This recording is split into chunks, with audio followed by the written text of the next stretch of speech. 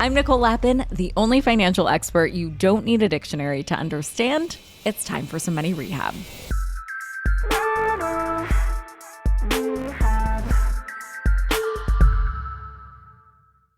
Hi, money rehabbers. It's Pamela Maass Garrett, aka Law Mother. I'm a lawyer specializing in growing and protecting your wealth. And this week, I'm filling in for Nicole while she's out on maternity leave. In this episode, I'm talking about a 7-letter word that's hard to say out loud: divorce. If you've been through a divorce, you know there's no sugarcoating it. It's tough, emotionally, legally, and yep, financially. And if you haven't been through a divorce, statistically speaking, there's a solid chance you know someone who's going through one right now. I personally went through a divorce in my early 20s before I became a lawyer.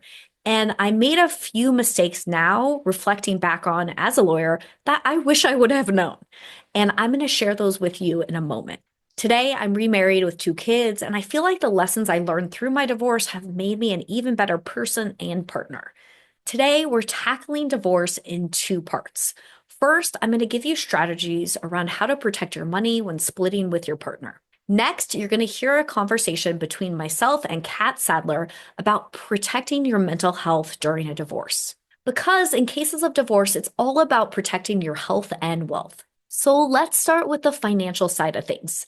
Divorce is a business deal, meaning when you go through it, it's best to approach it with a rational, calculated mindset, like negotiating a business transaction.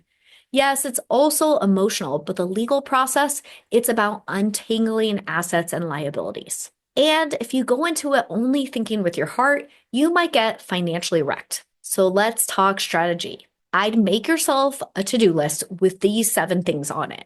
Number 1, get your financial house in order yesterday. Before you even say the word divorce, start gathering financial documents. This includes bank statements, tax returns from the last 3 to 5 years, retirement accounts, investment portfolios, credit card statements, mortgage documents, and other debts or loans. Why? Because if things get messy, you don't want to be scrambling for paperwork while emotions are running high. And in some cases, although I really hope this doesn't happen, a spouse might try to hide assets once a divorce is on the table, so you want records of everything before that happens. Separate property is anything you owned before the marriage, inheritance, gifts given to only you. And in some cases, this is yours to keep. But depending on your state, this can get messy.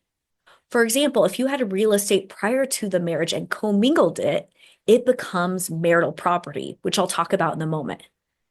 And in many states, if you have assets that increase in value, like real estate, stocks, and a business, this increase in value during the marriage is seen as marital property. For example, if you owned a condo before the marriage worth $200,000 and during the marriage it increased in value to $500,000, then that $300,000 increase can be seen as marital property. Marital property typically gets divided unless it's otherwise stipulated in an agreement like a prenup. How this gets divided is going to be state specific and can often be related to how long you've been married. If you have a prenuptial agreement, amazing. That'll clarify a lot. You know, Nicole and I are both pro prenup. If you don't have a prenup, you'll need to work with a lawyer to untangle who gets what. Number 3, protect your credit. If you have joint credit cards, now is the time to get your name off of them or freeze the account. Otherwise, your ex could run up debt and legally you could still be on the hook. Also, check your credit report regularly. If your ex is making financial moves in your name, you need to know as soon as possible. Number 4, be smart about real estate. A lot of people get emotionally attached to keeping the house. But here's the hard truth. If you can't afford the mortgage, taxes, and upkeep solo, keeping the house might be a financial disaster, so run the numbers. And if you do keep it, refinance the mortgage in your name so your ex isn't still tied to it. If they keep it, same deal. Make sure your name is off the loan. This is one of the mistakes I made during my divorce. In our divorce agreement, my ex-husband was to take over the mortgage and refinance. However, he never did.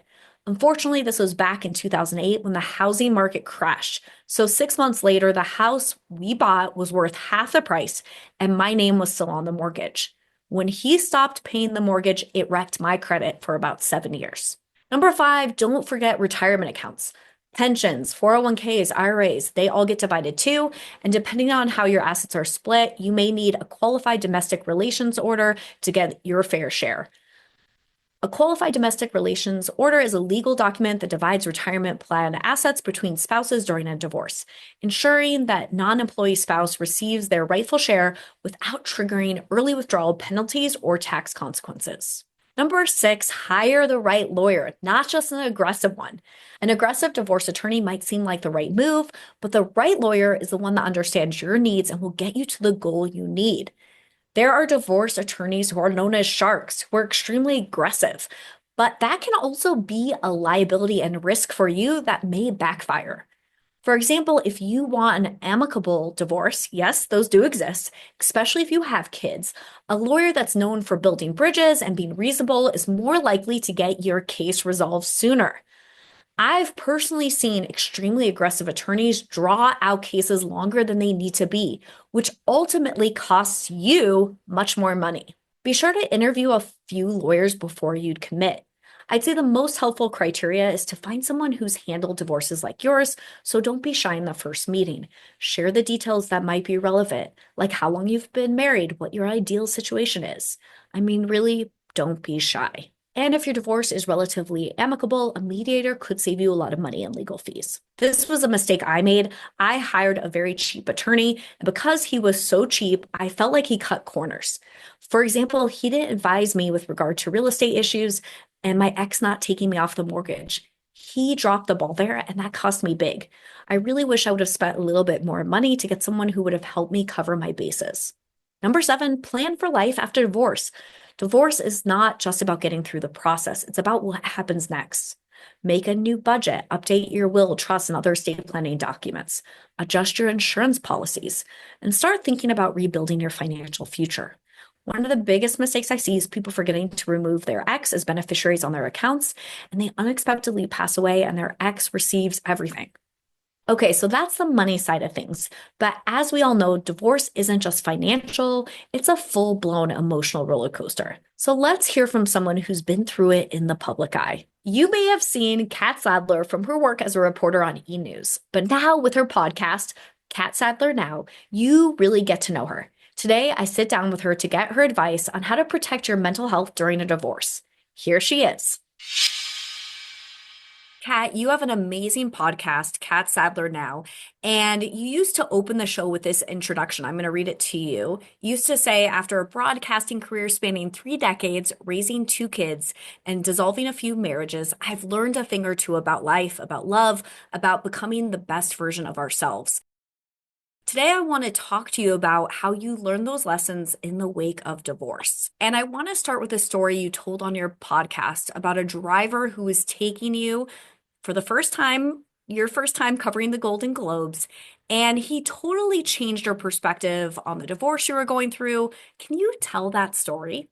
Oh, sure. Wow. It's interesting because I hadn't really thought about that story for many, many years. And it wasn't until a recent Golden Globes that kind of jogged my memory. It was such a seismic moment in my life. So yes, I'm happy to share the story. I was back in 2007, and I was working for the E Channel, E Entertainment at the time, and I was heading off to cover the Golden Globes for the first time in my career, which for a girl from Indiana who had dreamt of going to Hollywood and had, engineered this broadcasting career, that was like the epitome of like the creme de la creme kind of opportunity for me. What people didn't know at the time was that I was in the middle of a split with my husband, the father of my kids, Kyle. I'm sure we'll refer to him a couple times, so I'll just give him a name, Kyle.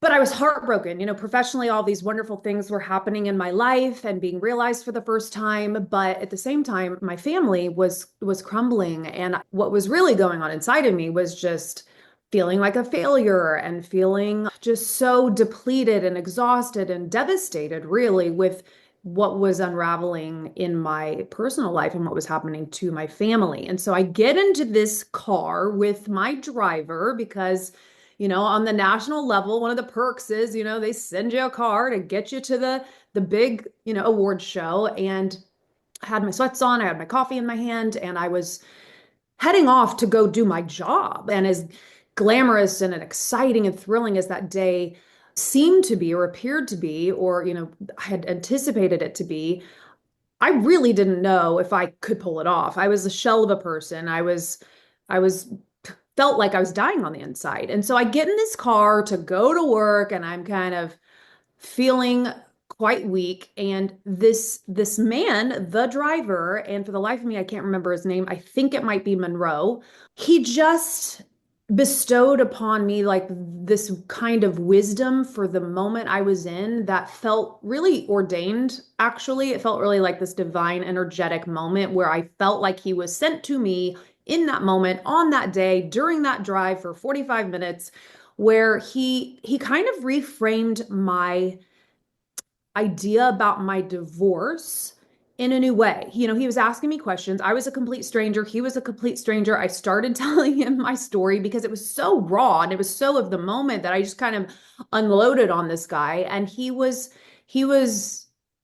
angelic, like now Morgan Freeman is popping in my mind because he was like playing God. And then what he came out of his mouth was even more beautiful. And he just spoke to me in a way which essentially was, you know, did you ever consider that all of this happened for a reason and that Kyle came into your life for a reason to have these two remarkable children. And then maybe that job was done. Maybe that's where your story would end with Kyle. And while you have this idea that a family looks a certain kind of way with these four people until the end of time, that maybe that wasn't meant to be your story. And if you can make a kind of peace with that and let go in a freeing way, then this other story that's unwritten for you has all the potential in the world. And I wish for the life of me I could replay that day, but it completely comforted me, and a lot of my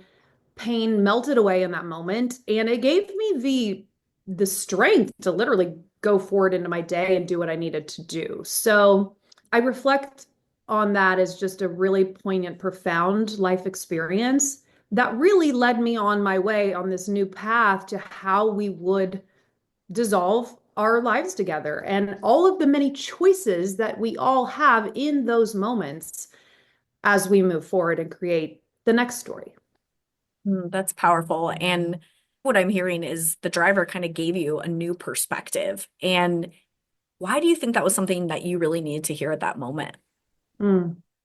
Well, anyone who's been a child of divorce, I mean, divorce is such like a dirty word, or it used to be. And it's, no one ever gets married hoping to be divorced, that's not what you go into it thinking about. And I had watched my parents divorce, and there had been a lot of remarriages in my life. And so had Kyle, by the way. His parents had divorced also. And so I think the reality of one end, it was definitely an end. An ending can be really challenging.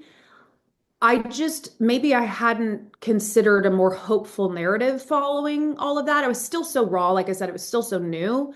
Maybe I would have gotten to that, down the line after grieving and doing work on myself and all those things. But I think he circumvented a lot of my own work and just at least planted that seed for me that made me realize that I really did have a choice and I had some power in the situation to create however that was going to look. Like the reality is over here, but we always in our suffering still have an opportunity to shape things how we want to. We are the co-creators of our lives. I always say that all the time. I didn't know it then. I was only like, this was like almost 20 years ago. I just turned 30.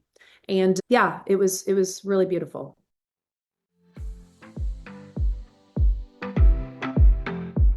Hold onto your wallets. Money Rehab will be right back. And now for some more Money Rehab.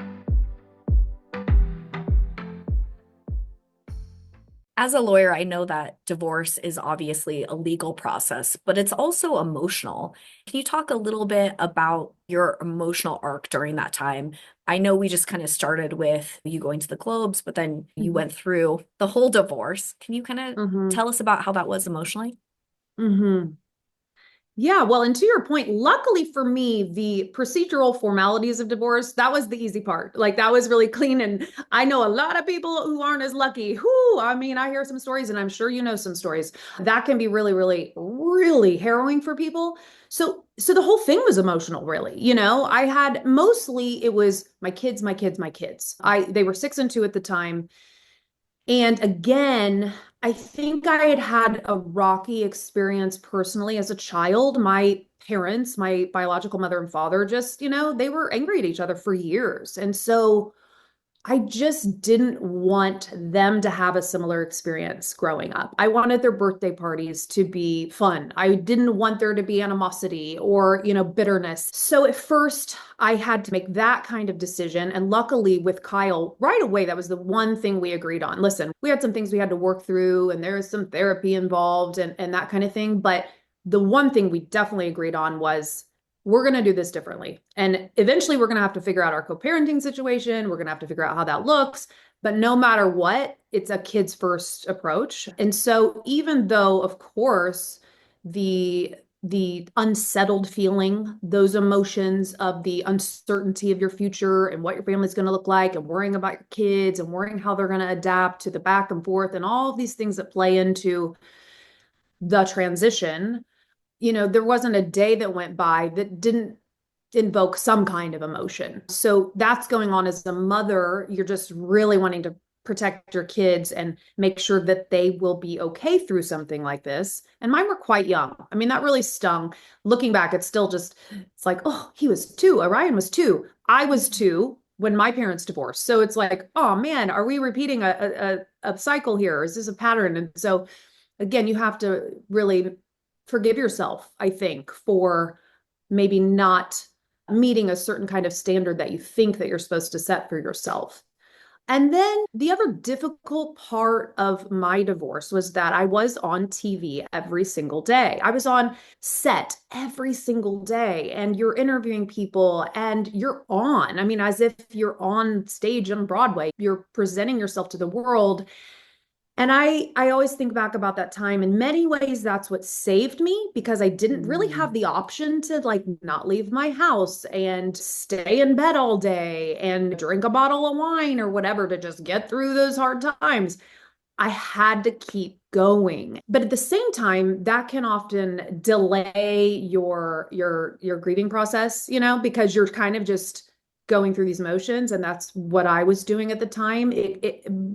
But still, I think it served me in a good way. I mean, I was able to soldier on through the pain, through the divorce, through all the nitty-gritty, because I had a job that I loved, that I didn't get to just eject from. And I have the love of my kids that were nearby and that I do everything for. So, yeah, you know what? I got through it. You live through it. Hard times, they come and they go, and time is a great healer. And we got to the other side of it. There's so many powerful things that you mentioned there, but you mentioned some triggering of pain and some triggering of, childhood with going through it with your family, which is very understandable. My husband, his parents divorced when he was 3, and we still talk about all of that with them yelling. And so I definitely resonate with that. I'm Mhm. curious if there was some things that triggered healing. And you said so many beautiful things about how you weren't going to repeat the pattern and you wanted the birthday parties to be wonderful. Were there things Mhm. about it that triggered healing for you, whether it was with regard to your relationship with what you went through as a child or in other parts of your life now reflecting back? Without question, the thing that stands out that completely has allowed for a letting go and a healing and becoming whole again after that really difficult time was not just saying that we were going to co-parent, but really walking the walk in a beautiful way. I mean, Kyle and I, to this day, now our kids are just turned 20 and turning 24 next week. And we're not only good friends who respect each other, but now his wife, who he married only a couple years after we divorced. So she's been stepmom to my boys for decades. I like to say that we consciously uncoupled before Gwyneth and Chris Martin made it a thing, because it was about the same time and it was very much the same approach. It's like God, we've seen how this can go and we know how it can be. And who does it hurt? It hurts the kids. It's poisonous to hold on to that anger and be contentious. And it serves no one. And so it wasn't the flip of a switch, but it was definitely baby steps in that first year where it's still a little awkward. It's still, of course, like the pain is still new and it's difficult, but we were always communicating the best we could. We were kind as much as we could be. When other partners came into the mix, there was a real respect level there. And I'll give you an example of that because we had been divorced about a year and Kyle had met Sarah, his now wife, and there was a birthday party. And I remember he called me again, the respect. I mean, God, I feel so fortunate because I know a lot of women don't have this and or men, but it's like, he called me and he said, I have met someone. We've been dating for 6 months or whatever it was. And I'd really like to bring her to Austin's party. Are you okay with that? And, Oh, you yeah. can imagine it's like the first, anybody that's Yeah. not you. And mind you, we'd been together for 12 years. We were college sweethearts. We'd had, we were so close. And I just was immediately like, thanks for asking. And sure, that's fine. Bring her to the party. And of course, all my girlfriends are like, oh, what? They're like, oh my gosh, who is she? What's her name? Da, da, da, all these things.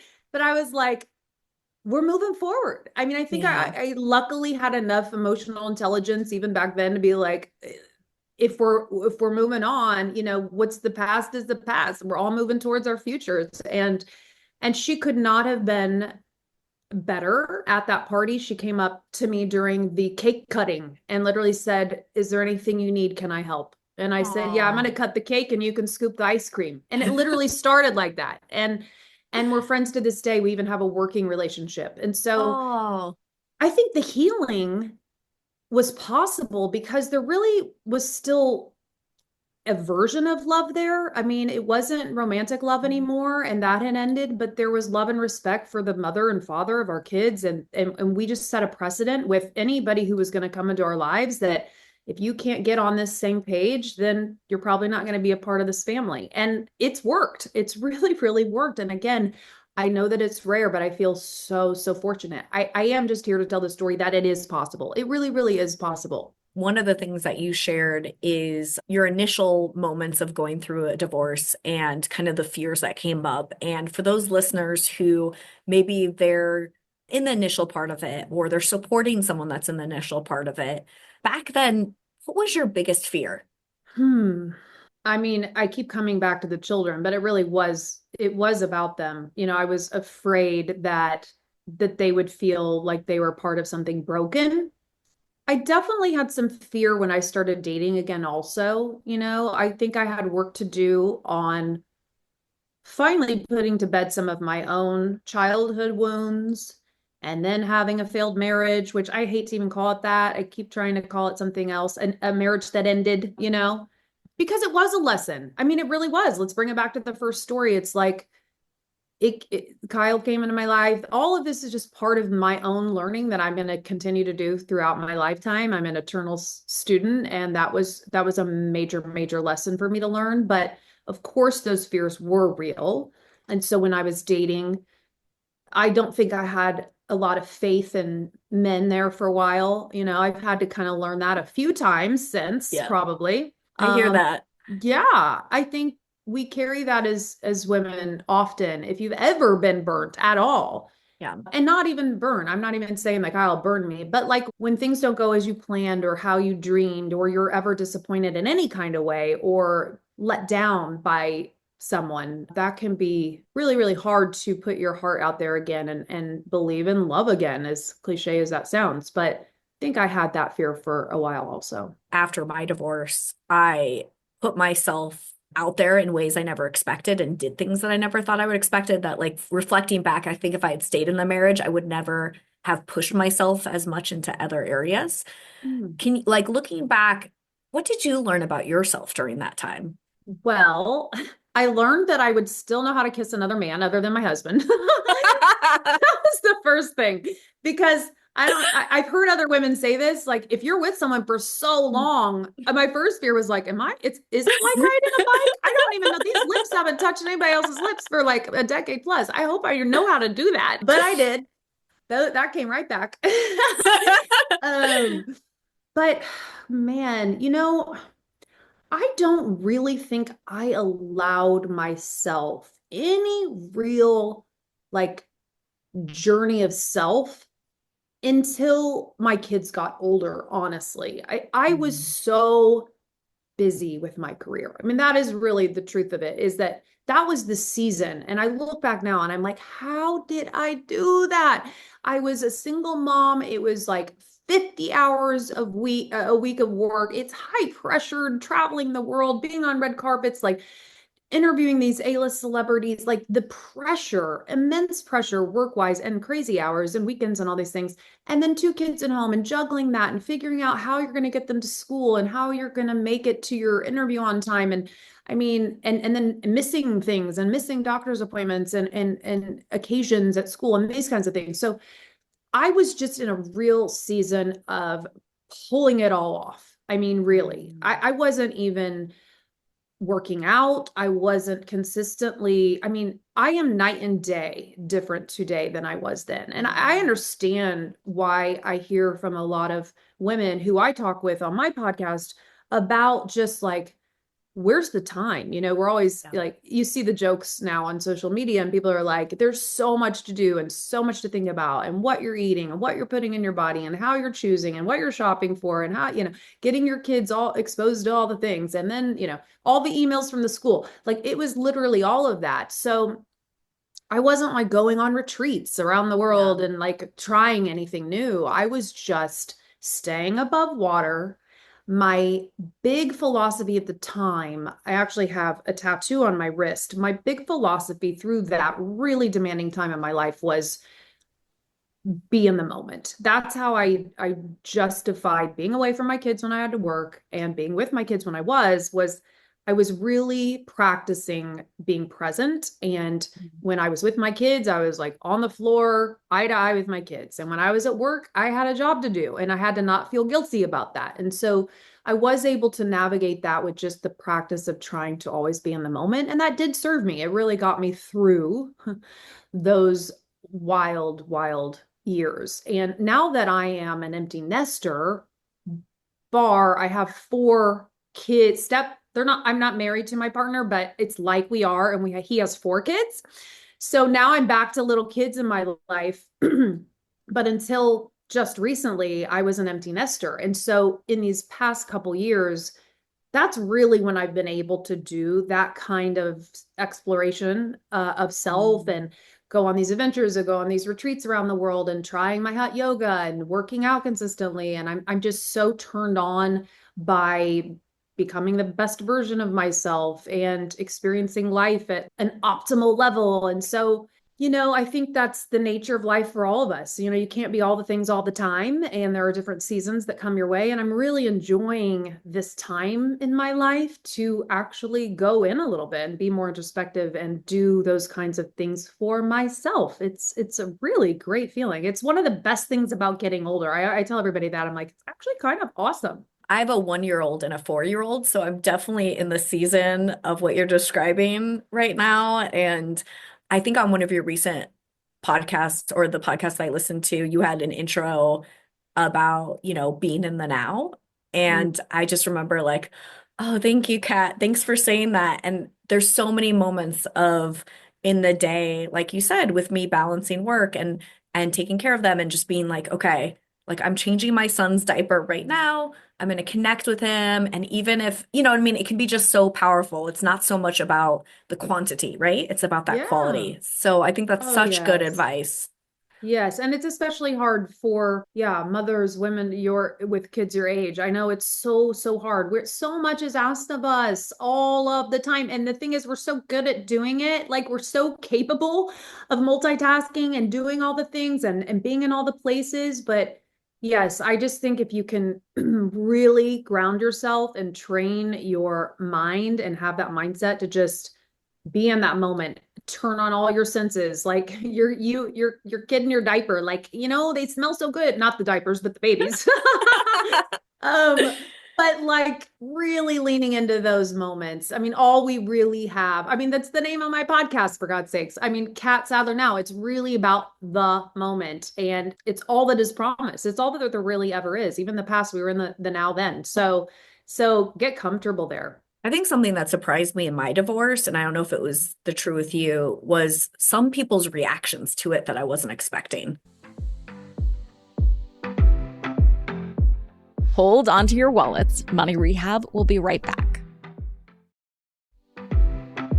And now for some more Money Rehab. I think something that surprised me in my divorce, and I don't know if it was the true with you, was some people's reactions to it that I wasn't expecting. Like there were certain family members that I was expecting to have a certain reaction that didn't. Like, did you have any family members or friends that you had a surprising reaction to, or that you were expecting something different? Not that I can remember. You know what it probably is, Pam, is it was so long ago that I'm like the old brain fog is here and I can't really remember what everybody was thinking at the time. Again, I also think that part of that is because, again, so much is required from us to just get through our days, especially if you have humans that are depending on you. Like that's where my focus was. And maybe that was a great thing because I wasn't distracted by opinions or, I mean, listen, I mean, I suppose that now thinking back, because I was on TV and a public person to some degree, it was newsworthy even, I guess, that, oh, now she's divorced. Like it's always a hyphenate, or it's always something that like follows me now. But look, I'm here talking with you about it in a way that I hope is positive. So it's not all bad, but I guess that is the difference when there's a Wikipedia page or whatever that lists your whole life and your partners and all the things. It's like going to follow you around forever, which it does. And now I've got that cemented in history forever that I have been divorced. I remember posting, I was talking with one of my guests on my show, and we posted a clip on TikTok, and it was about, we were talking about exes, and I had said something like, well, with my second husband, and like the comments, like people who, didn't know me or whatever, like, can you imagine my second husband? Like they were all just like, trolling me forever. And I was like, that's okay. I mean, I think honestly, again, when I was in my 20s starting out in television and people started having opinions long before social media, and they would write an email to my television station and say horrible things about how bad my hair was or what an ugly shirt I had on or whatever, like, they hated my voice or whatever it was. Don't get me wrong, it crushed me. I mean, I was young, I was impressionable, I was just starting out in my career, and those kinds of things would totally devastate me. But the great thing about having a broadcasting career or having people who know who you are or whatever, I'm so used to people just talking shit, for lack of a better way to say it, that it's you grow a thick skin, and it's actually great because you learn to just deflect all that, and you realize how it's like none of your business what other people say about you. And so I'm sure that was in there some there where with even the divorce and people's thoughts or opinions, it's like, and I knew that at the core, my intention was still all love, even in a divorce, to stay friends with my ex and pour into my kids. And so nobody can take that away from me. Yeah, I think that's very powerful. And I think that it sounds like you had already kind of built that muscle of not shutting, even though it still affects everybody, hearing that stuff, but you'd already kind of developed that muscle of, hey, I'm going to focus on myself. Your opinions are yours, and had that practice so that when this happened, it wasn't so maybe as intense, or maybe it was in the first versus the second. But did you have support system, friends, family, help or no help throughout the process? And how did that impact you? I have a wonderful family. My mom and I have always been very close. She was really comforting during those times. My sister as well is one of my dearest friends. So when I was going through divorce, she was definitely on speed dial, and I did have a close knit group of friends. So that was invaluable for sure, talking about my feelings. And I will say, for anyone who's been through divorce knows this, you actually do have some time because your kids, for most, traditionally are spending sometimes with their mom or sometimes with their dad. So I did have periods of time where I was able to just be social and let my hair down. I mean, I remember doing that. I wasn't spending my time when the kids were at Kyle's doing anything really deeply cool, but I was having fun. I remember I was trying to have fun because I wanted joy in my life. So I would travel, or I'd go on trips with my girlfriends, or a weekend in Vegas, like literally. So that was for me to feel alive and feel okay and feel like myself. Those were really important times. And I think that people should feel okay doing that. That's so important. Did going through the divorce change the way you think about relationships? The way that I think about relationships has changed over time for sure. I don't know that it was divorce that really contributed to that. I mean, I've been married twice and I have had a handful of other serious relationships since. And those relationships actually have the biggest significance on how I now approach relationships because I had some really bad ones.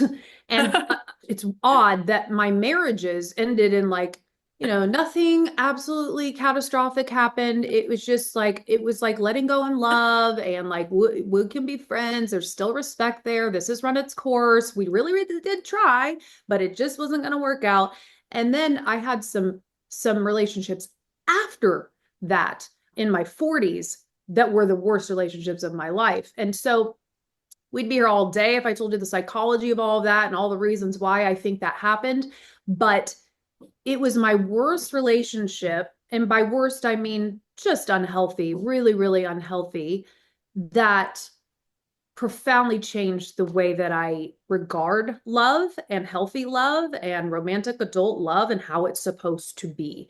It took me a long time to get there because, like I said, my mom was married multiple times. I had then had a couple marriages. I just don't think I ever really had this healthy love modeled to me. The kind of love that's safe, the kind of love that's secure, the kind of love where you can trust someone, the kind of love where there's open communication. Like a lot of those pieces were missing in my more recent relationships.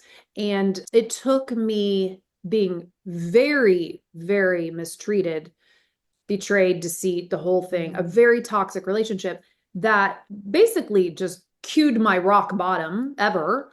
And I had to just go on a real journey. And it was during the pandemic, and I couldn't go meet my friends out. I couldn't go travel it away. I couldn't go to the bars, whatever it was that would make me like numb out and not feel the pain. So I had to figure out what my part in that really bad relationship was and why I was allowing that kind of treatment and why I kept signing back up again and again for that kind of treatment and re-examine my own self-worth. And so when I decided that to go on that journey and then do some intensive therapy and be alone and not date at all, finally, that's when I had a real transformation and my real healing journey began. So it took me decades of trying to navigate relationships, not really knowing what it was that I had to work on for myself to summon in the kind of partner that I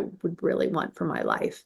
And whew, we finally got there. We finally got there. So it's work.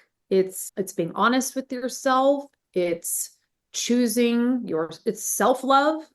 It's consistently showing up for yourself and being the person that you deserve to be for yourself. And then it's funny how when you get that right, then you attract a like person as your partner. And that's the situation I'm in today with Greg.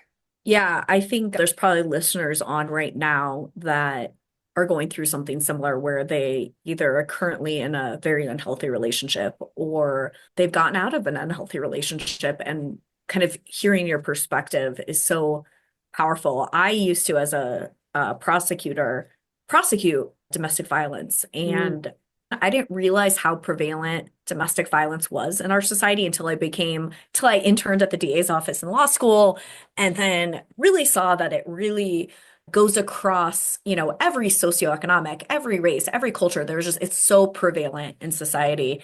And so I kind of went on my own journey asking a lot of those questions. And then I went through the same thing where I did allow some toxic, horrible relationships that were way worse than my divorce, right?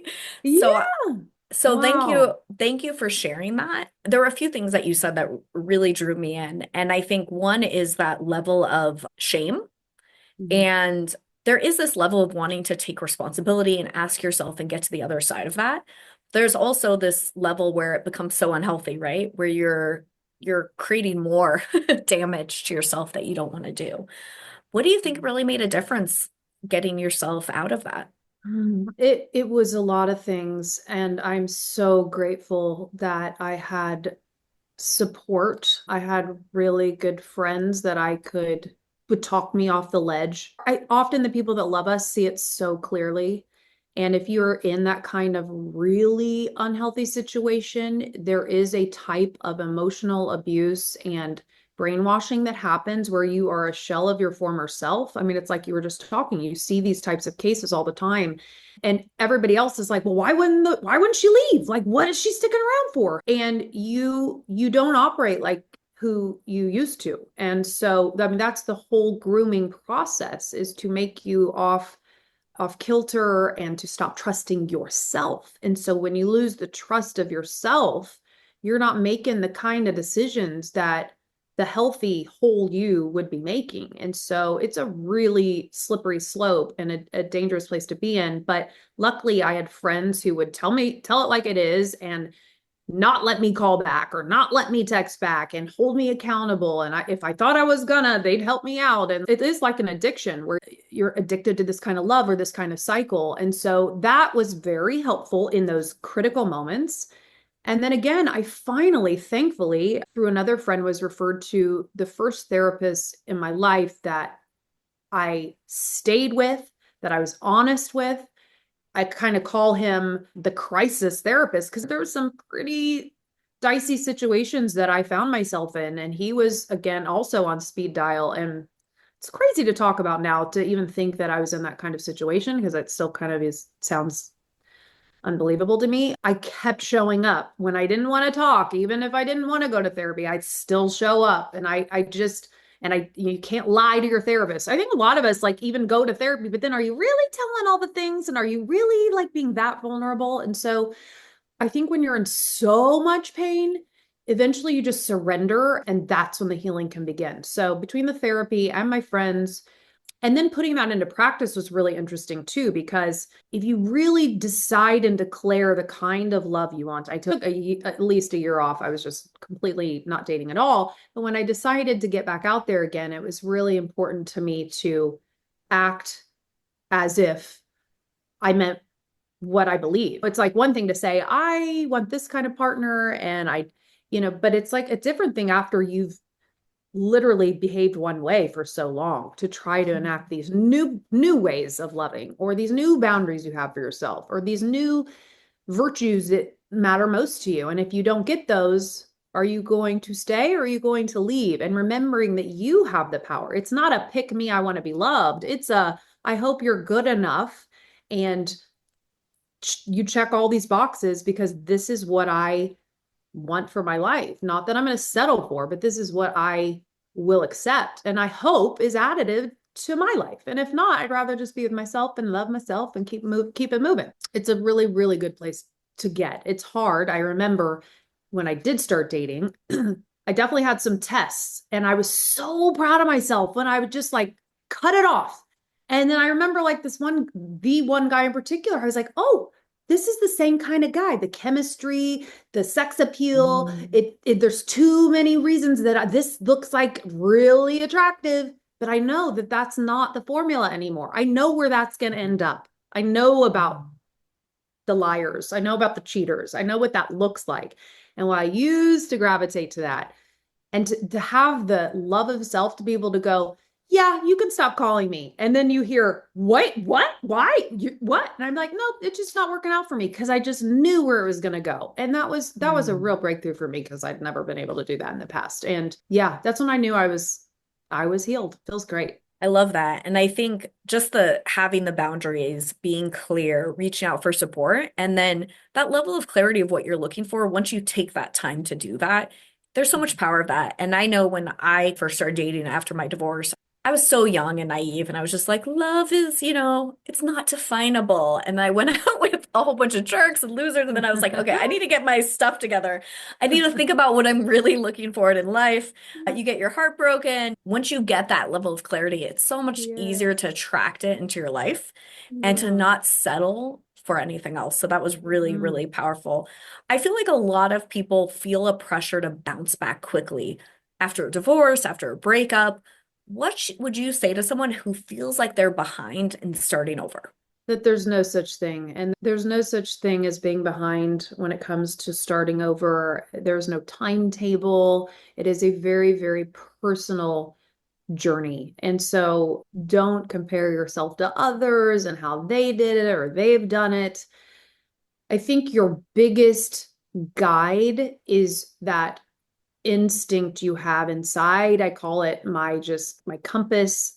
It's there for a reason. I like to say it's my sixth sense.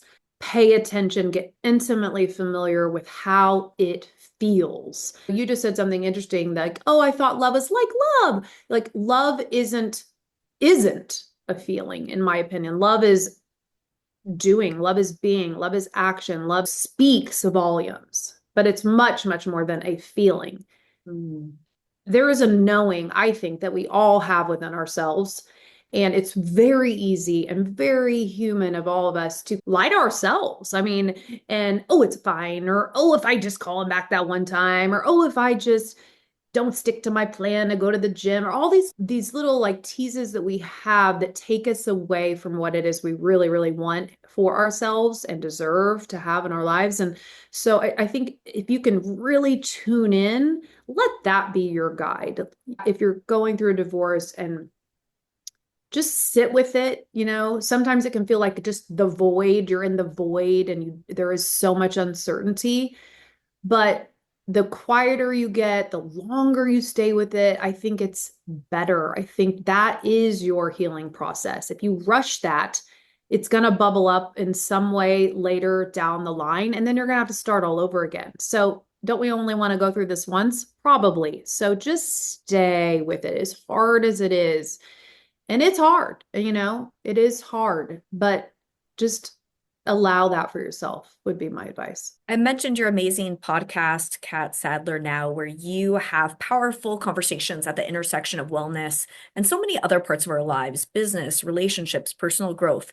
Do you think having to navigate challenges in your life has affected how you approach these big conversations on your show? Absolutely. Absolutely.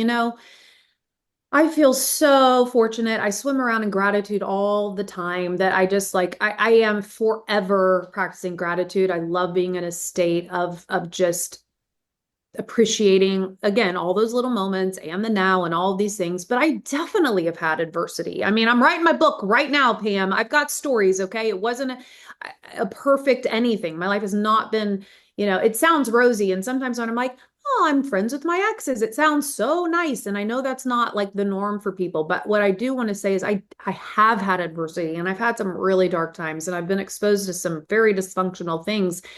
And looking back again, I think that has allowed me to have conversations with people from all walks of life, from all backgrounds, through all different kinds of experiences, because I've lived a pretty colorful life myself, and it allows me to connect with people and have these conversations. So I'm grateful for the adversity I've had. I do believe that suffering is a teacher, and it doesn't mean it's easy, but it is there for us. That is the nature of life. It is this river and it flows and it's constantly changing and it's fluid and there will be highs and there will be lows. And if you can just remember that and kind of find your peace within all of that, regardless of what the weather is doing, it's a beautiful place to be. Well, thank you so much, Catt. Thank you for having me. Great questions. Divorce is tough, no way around it. But if you go in with both eyes open, financially and emotionally, you can come out stronger. Whether you're navigating this yourself or supporting someone who is, I hope today's episode gave you some clarity. And if you like this episode, share it with a friend who might need it. It's been so fun guest hosting Money Rehab this week. I hope you found these 3 episodes helpful. And as a parting gift for you, I've got 2 incredible freebies for you. First, I want to send you a free copy of my best-selling book, Legally Ever After, your guide to securing your future and protecting what matters most. And that's not all. We're launching something huge in May, an exclusive new app designed to make growing and protecting your wealth easier than ever. As a listener, you have the chance to join our insider beta group and get early access before anyone else. Claim your free book and beta invite now by heading to lawmotherco.com/money rehab or clicking the link in the show notes. And if you liked what you heard this week, follow me at LawMotherCO on Instagram for more tips on protecting your wealth. I'll see you there. Money Rehab is a production of Money News Network. I'm your host, Nicole Lappin. Money Rehab's executive producer is Morgan Lavoie. Our researcher is Emily Holmes. Do you need some money rehab? And let's be honest, we all do. So email us your money questions, moneyrehab@moneynewsnetwork.com to potentially have your questions answered on the show or even have a one-on-one intervention with me. And follow us on Instagram @moneynews and TikTok @moneynewsnetwork for exclusive video content. And lastly, thank you. No, seriously, thank you. Thank you for listening and for investing in yourself, which is the most important investment you can make.